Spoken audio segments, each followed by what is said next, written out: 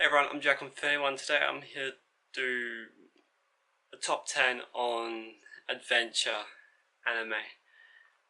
I know I've said this in a previous video, but I don't know if I will, for these top 10s, if I always do top 10, I might do top 5s, it depends. I know top 5s would be quicker, and I'm not the biggest fan of doing No, I'm not the biggest fan of doing longer videos, it's just more so I know that you've got better things to do in your spare time other than listen to me ramble on. Like, I've got better stuff to do than listen to me ramble on if I really put my mind to figure something out. But yeah, for this, I've got, again, no real set criteria, although this isn't a personal favourite. It's more so I've just put in what I reckon best fits. I know I've got a couple of massively popular series, but again, I went actually through my anime list and went, okay, I reckon this.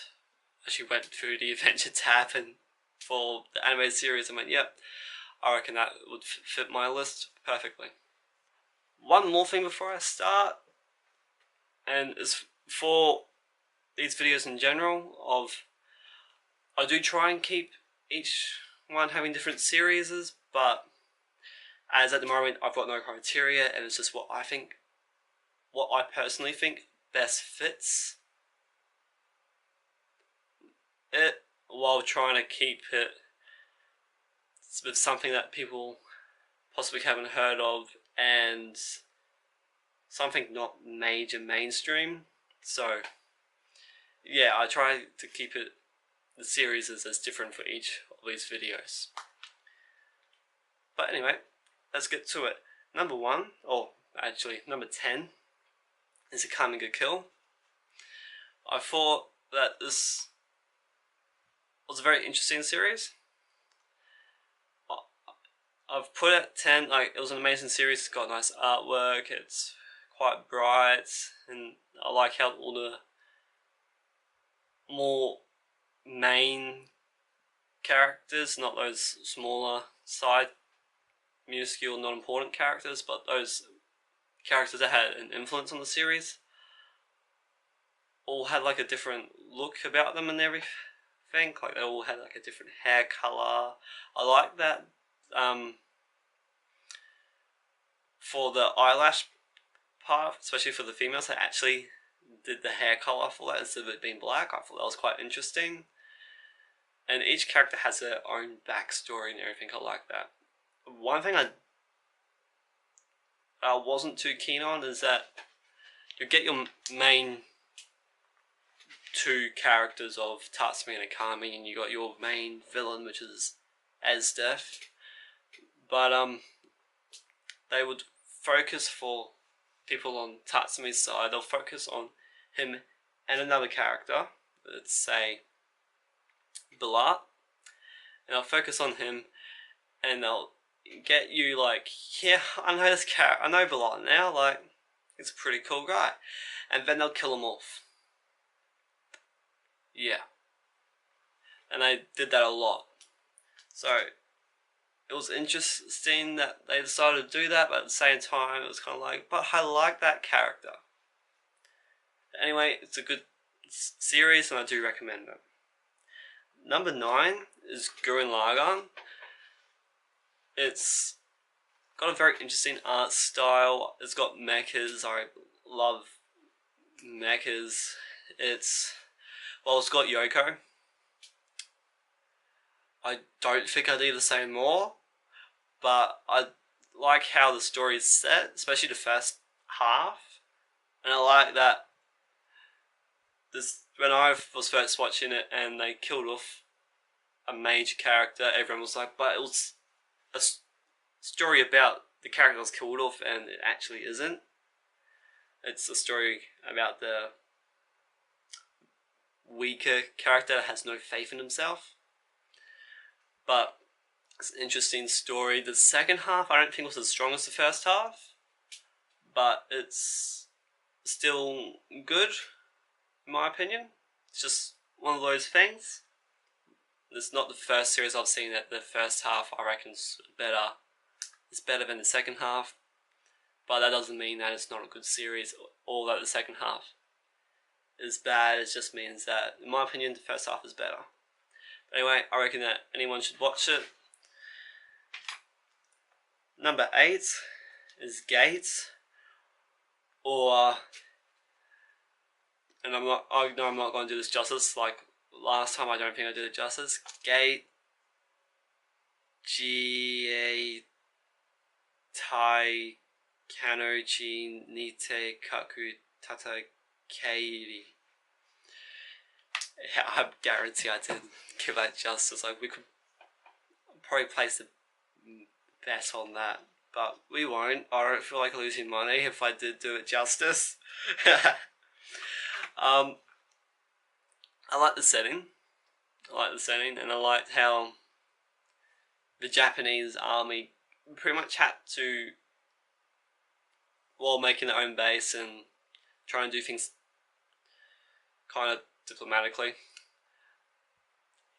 correct, but they had to explore to find like where things are and how things work, and it makes me think of how much the series could actually give with the fact that it's pretty much a brand new world available and that they got to explore to find this stuff. Yeah. Number 7, ironically, is 7 Deadly Sins. I liked how when the two main characters, Liz and Melly Diaz, or I don't really know how I pronounce his name,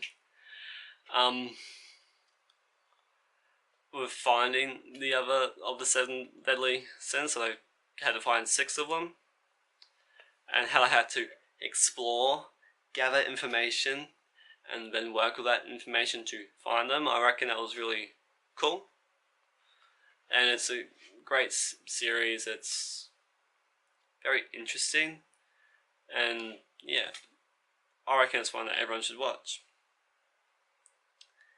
Number 6 is SAO.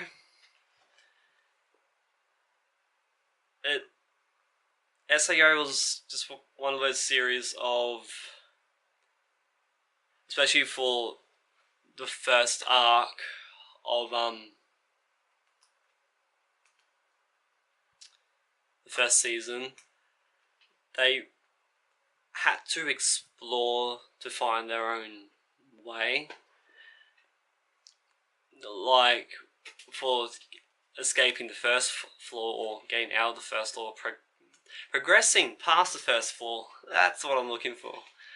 How they had no idea where the dungeon to the boss was, and they pretty much had to explore, have an adventure to find it. I like that. Of course, that's not just saying that the first arc was like that. It was just more so it felt stronger in that aspect as an adventure. To me, that's what an adventure is: exploring and everything. Number 5 is No Game, No Life.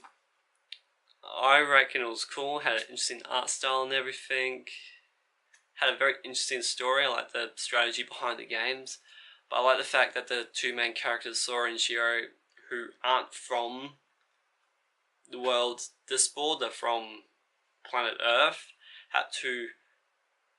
pretty much had to find their way as to where they fit in this new world. So, and they had to figure out how things work differently, which I reckon was really cool. Again, another series I reckon anyone should watch. Of course, all these series that I'm talking about, I reckon anyone should watch. Number 4 is Naruto. I like how, and it's had enough time to do this, of how expansive it is. I liked how at first, for the first few episodes, it was just about being in the Hidden Leaf, and then they moved on to I'm not quite sure what the land was, but with the bridge build and whatnot, and it was Naruto's first time outside the village, so he was exploring, having an adventure and everything, and all hell breaking loose. And then when they get back, the whole world just got bigger again with the Chunin exams and how many other villages there are. I know that for the bridge building arc, that it did mention that there had been other villages, but it felt like they were just there. But for the Chunin, they were there. It wasn't they were just there, it was they were there playing an important role. And they just built on top of that as to how expansive the world of Naruto is. And I thought that was really cool. And how we pretty much saw what each village looked like. Or how most of the villages looked like. Even if we only saw them once or twice. But yeah. Number 3 is The Devil's a Part-Timer. I'm not quite sure what the Japanese name is. But, well, firstly it's got devils in it, so I was going to like it anyway. But I like how Satan and Aziel and I can't remember the red-haired chick's name. I think she picks Emmy or something like that for normal Earth. But how they're from a different world and they've been transported to Japan, and they had to find their own way. They had to get themselves jobs, place to stay, and they had to grow, or had to get used to the customs of everyday life in Japan.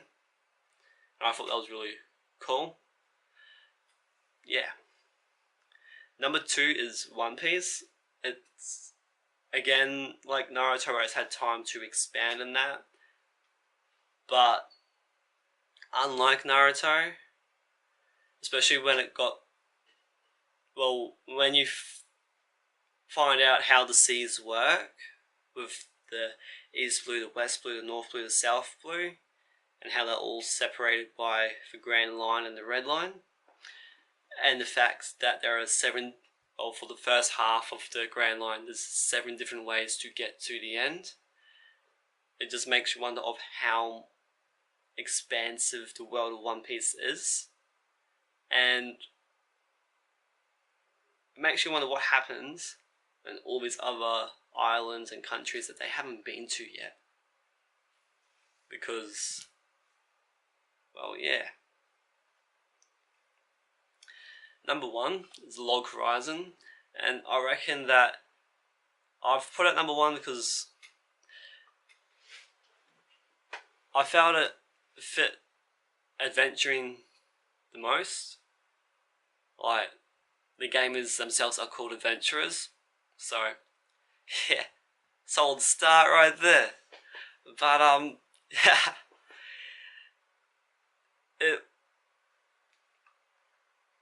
it sets itself out really nicely with how massive it is, because it is a scaled down version of the entire world, or the entire planet Earth. It's scaled down. Things like, it's crazy scaled. Well, it's not too crazy, but it's crazy enough. And I like how they explore and go to places to do certain stuff instead of just staying in the one place. I've got their main hub, but they explore and everything, and they got to find their way of living in this game that they didn't ask to be transported into. And they got to make the technology, they got to learn how to fire stuff.